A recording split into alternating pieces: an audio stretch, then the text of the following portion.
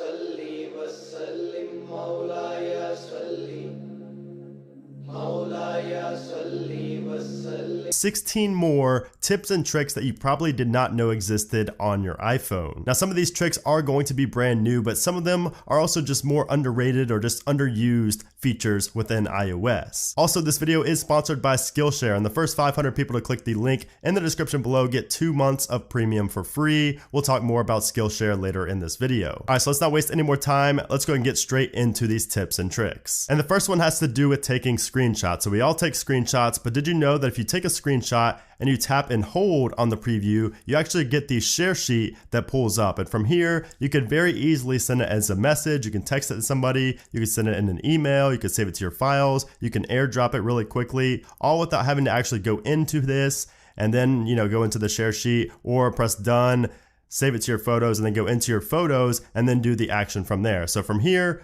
again, all you do is take a screenshot, tap and hold, and you get all those actions right away. Because most of the time when you're taking a screenshot, the main reason for taking the screenshot is to either send it to somebody or to post it somewhere. So just a very handy trick here to save you some time. The next trick is a quick and easy way to send your location to somebody via text message. And all you have to do is type in I'm at and then space, and you'll see right here in the autocorrect section right here, it says current location. If you go ahead and click on that, it will automatically send your current location to that person. And obviously sending your location via text is going to be very useful for so many different scenarios, but you can see right here, just last weekend, somebody sent their current location right here because we parked at Universal Studios, a theme park, and we wanted to remember where we parked the car. So all we had to do is type in I'm at, and then just tap on current location right there, and it will automatically pin your current location so we can remember where we parked in the theme park. So that is a very handy and quick way to send your location to somebody via text. The next trick is in Apple Music. And in Apple Music, if you go to your library right here, if you can go to a playlist or anything,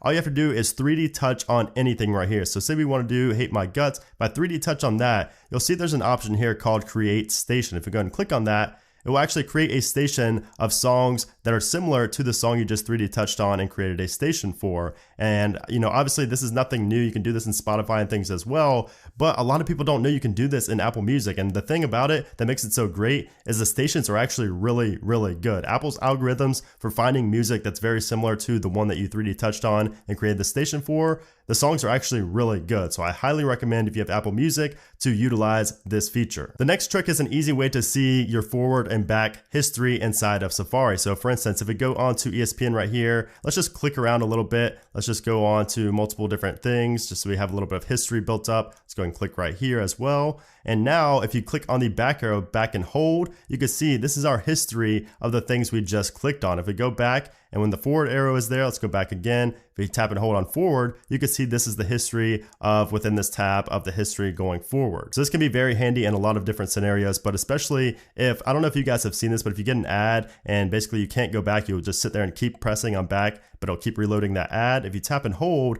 and go back to that page, that's how you can actually get out of that ad. Of course, it's really handy for just going back to pages you just were at as well. Now, speaking of Safari tips and tricks, the next one also occurs within Safari. So if we go into our tabs right here and go all the way up to the top, you'll notice that there's actually a search tabs option right here. And if you have a lot of tabs open all the time like I do, this can be really handy for finding a tab of, whatever website you're looking for inside of all of those different pages you have open. So let's just go ahead and search for something like, we'll just search Dillard's. So you can see I searched Dillard's, and there are 3 tabs that match that query for Dillard's. And if we tap and hold on the cancel button up here in the top right, you'll see that I can close all 3 of the tabs matching that query that we just put up right there, Dillard's. So that is really handy. Not only can you search what tabs you have open with a certain keyword, but you can also tap and hold the cancel button to close all of those tabs matching that query. And then just some bonus tips for Safari. If you tap and hold on the refresh button right there, you can see you can request the desktop website, and you can also reload without content blockers if you have those installed. And if you tap and hold on the tabs button in the bottom right, you can close all tabs. You can open a new private tab or a new tab, or you can close this tab very easily. If you tap and hold on bookmarks, this is also a very quick and easy way to add a bookmark. And the final thing I want to show you guys inside of Safari is the autocomplete. So if we start typing right here, you'll notice that we have these arrows on the right. And if we actually click on those arrows, say we want to search for something in Safari, so Safari,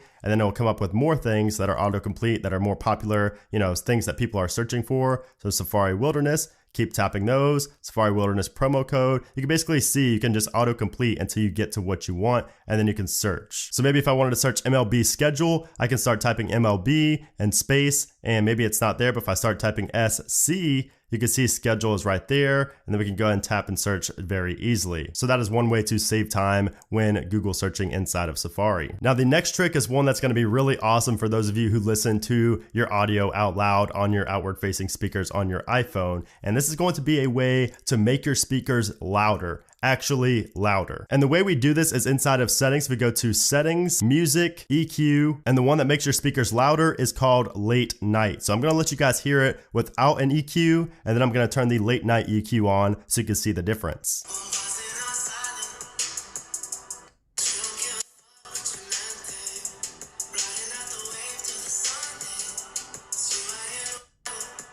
So hopefully you guys can hear that there is a difference in the audio as far as how loud it gets. It is definitely louder when you have the EQ set to late night right here. Now before we continue, let's take a minute to talk about today's sponsor, which is Skillshare. So Skillshare is an online learning community for anyone who wants to learn how to do something or just how to perfect what they already know. With more than 25,000 classes in iOS app development, web development, design, music production, and more, you are definitely bound to find classes that you will genuinely be interested in. And whether you just want to make some money by freelancing, if you want to prepare for a career, or even just to have the knowledge of how to do things, a premium membership is definitely the way to go if you want to master a skill. Premium is going to get you unlimited access to all classes on the site for less than $10 a month. That's like one meal from Chick-fil-A. People have always asked me how I learned to do certain things in my life, and I always say that I'm self-taught, which is partly true, but I also learn from sites like Skillshare. And this is especially true for a class I just recently finished up called iOS App Development for Complete and Utter Beginners. Surprisingly enough, and some people know this, but I never learned how to develop iOS apps. But after taking this course just recently, I have at least some clue about iOS app development. Of course, I'm not a pro yet. I won't have an app in the App Store or anything just yet,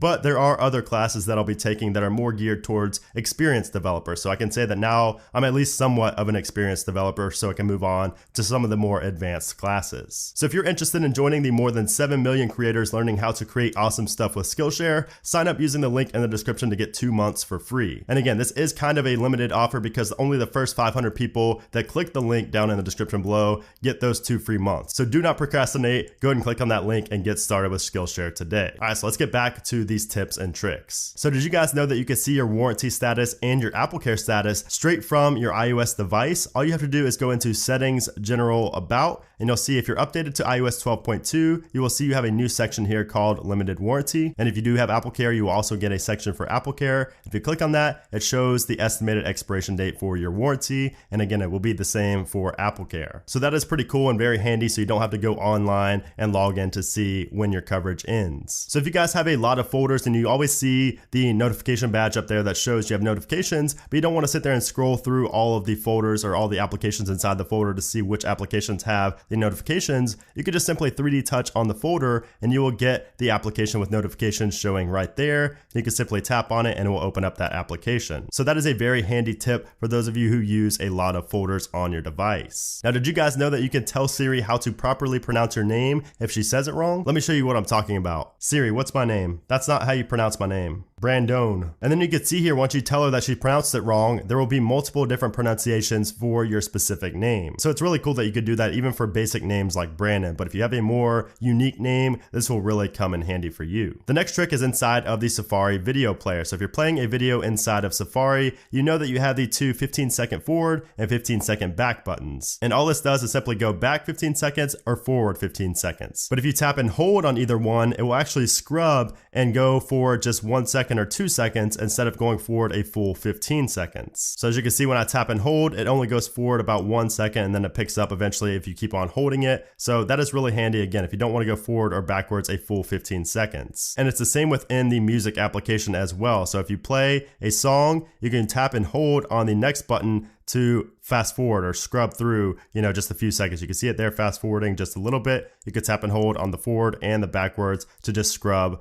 very precisely. Now, if you're big on adding events to your calendar, you're gonna like this next trick here. So if you go and tap and add a new event, so you guys will know that if you're creating an event inside of calendar, you're only gonna have the option to go every 5 minutes. So 5:05, 5:10, 5:15, and so on. But actually, if you double tap right here, you can see that it switches and it changes to every single minute now. So this is really handy if you want to get a very precise time inside of your calendar event and you don't want to just have to rely on every 5 minutes. But of course, if you double tap again, it will take you back to every 5 minutes. So you guys know that if you tap and hold on certain keys, it gives you like different ways, to type it out right there, like different languages and things like that. But did you know that if you go ahead to the 0 and tap and hold on the 0, that is a quick and easy way to get the degrees sign. And I don't know if you guys did this as well, but I would always have to go to Google and just copy the degree sign when I wanted to post it on social media or something like that. I didn't know you could actually get to it straight from the keyboard. And of course, you could do it for the money sign as well. So if you wanted to get a different currency's money sign, you could do it by just tapping and holding on the money sign. If you tap and hold on the quotations right here, you can see you could get different quote marks, like different